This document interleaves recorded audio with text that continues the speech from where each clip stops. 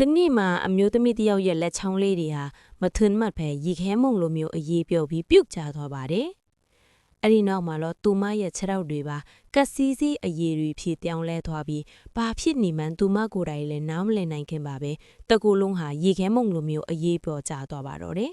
။ဆိုင်ရှင်ဖြစ်သူကအနားကိုလာကြည့်တဲ့အခါမှာတော့သူမရဲ့မျက်နှာအစိပ်ပိုင်းလေးပဲကျန်ပါတော့တယ်။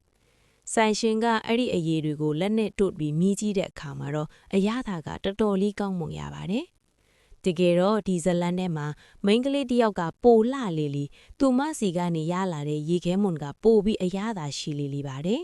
။နောက်ဆုံးမှာတော့သူမရဲ့မျက်နှာတစ်ခုလုံးအရေးပျော်သွားပြီးသွားမှာတက်ထားတဲ့သွားညီခွင် braces လေးပဲကျန်ပါတော့တယ်။